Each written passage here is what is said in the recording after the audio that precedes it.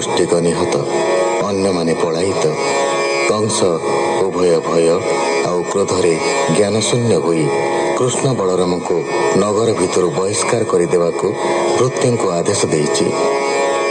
देइछि भी वसुदेव और उग्रसेन को बध करने। कृष्ण लंभ प्रदान पूर्वक कंसाधिष्ठित रंगमंच को उठिगले आउ दृढ़ हस्तरे तार केश आकर्षण करी मंचर तल को निक्षेप करदेले। स्वयं तारी उपरे पड़िले। कंस मला, सारूप्य मुक्ति भी पाइला। शोकार्त कंस पत्नी मानकु एवं श्रीकृष्ण मिथ्या सांत्वना देउछन्ते। शुक उवाच बिकले उठिली मंचारे ताकोप शांति करिबारे पादे पड़िली मोहि जाई धाइला खड़ग उंचाई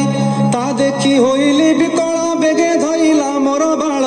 मंचारू देला फोपड़ाई तले गो पड़ुथिली मोहि बिकले धइली पयर पड़िला मोहर उपर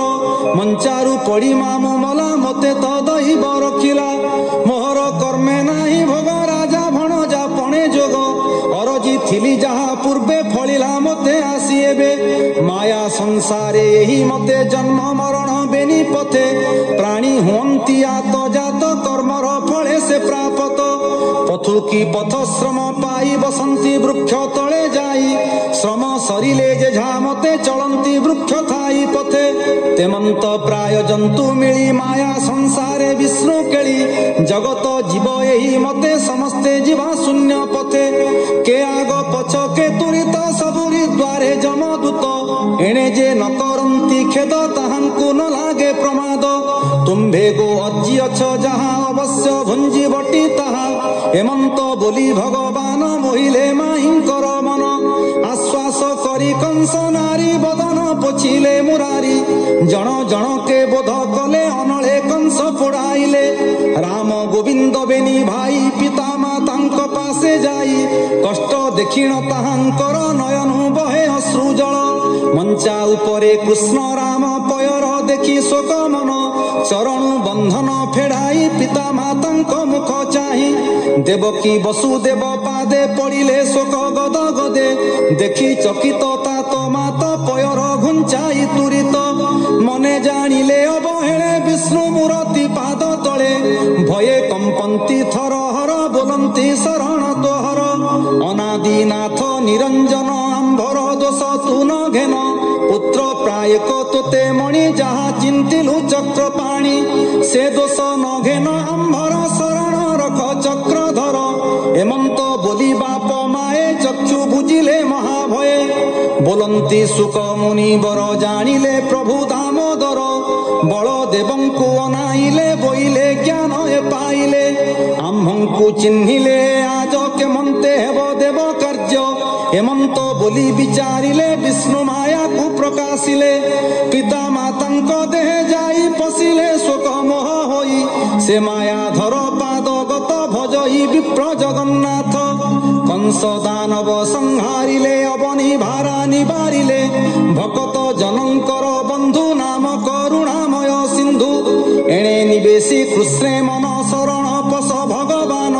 बुड़ी न मर भव जले कृष्ण सुमरी उठ कूले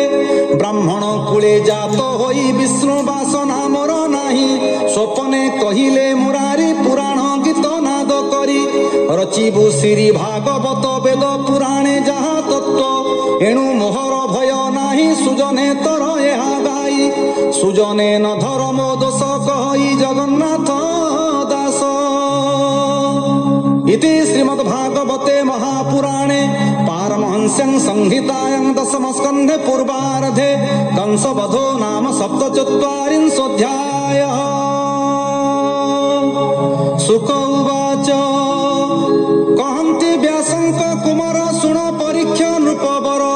जगत बंधु जनार्दन मोहिले पिता माता मन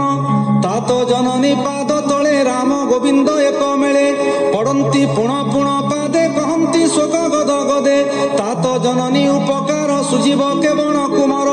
गर्भे बहंती दुख सही पुणी पालती क्षीर देई ସର୍ବ ସମ୍ପଦ ପୁଣ ଦେଇ ତାହାଙ୍କ ପୋଷଣେ ଜିଅଇ ତାହାଙ୍କ ପ୍ରତି ଉପକାରେ ଶତ ଜନମେ କେହୁ ପାରେ ସେ ତାତ ଜନନୀ ପୋଷଣେ ସମର୍ଥ ନୁହନ୍ତି ଯେ ଜନେ ତାହାଙ୍କ ଜୀବନର ଅନ୍ତେ ବେଗେ ମିଳନ୍ତି ଯମଦୂତେ କଂସର ଡରେ ଗୋପେ ଥାଇ ଦୁଃଖେ ବଢିଲୁ ବେନି ଭାଇ ତୁମ୍ଭ ସେବାରେ ନାହିଁ ମନ ନିଷ୍ଫଳେ ଗଲା ଏତେ ଦିନ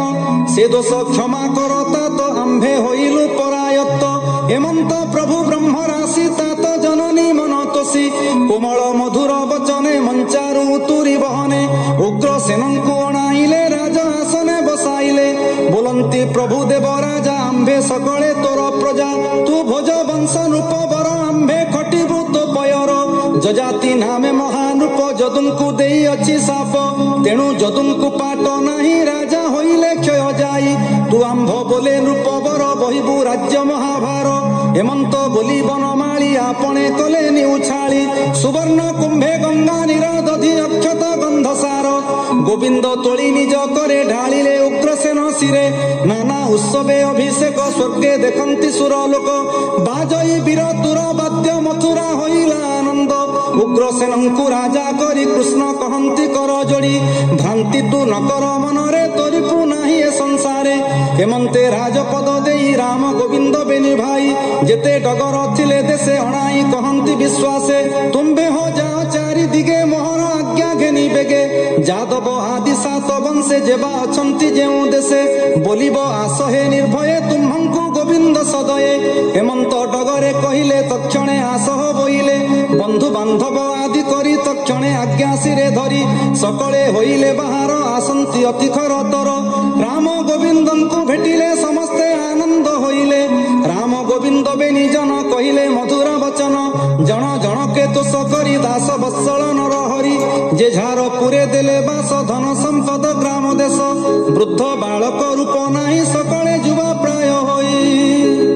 କୃଷ୍ଣର ଅପୂର୍ବ ବଦନ ଦେଖି ହୋଇଲେ ତ ସମନ ସେ କୃଷ୍ଣ ଚରଣେ ବିଶ୍ୱାସ ଭଣଇ ଜଗନ୍ନାଥ ଦାସ इति श्रीमद्भागवते महापुराणे पारमहंस्यां संहितायां दशमस्कन्धे पूर्वार्धे उग्रसेन सिंहासन आरोहणं नाम 48 ଏଇଠି ଶେଷ ହେଲା ଶ୍ରୀମଦ୍ ଭାଗବତ ଦଶମ ସ୍କନ୍ଧର ଗୋପଲୀଳା। ଆଗାମୀକାଲିଠାରୁ ଆରମ୍ଭ ହେବ ଏହି ଦଶମ ସ୍କନ୍ଧର ଦ୍ୱାରକା ଲୀଳା।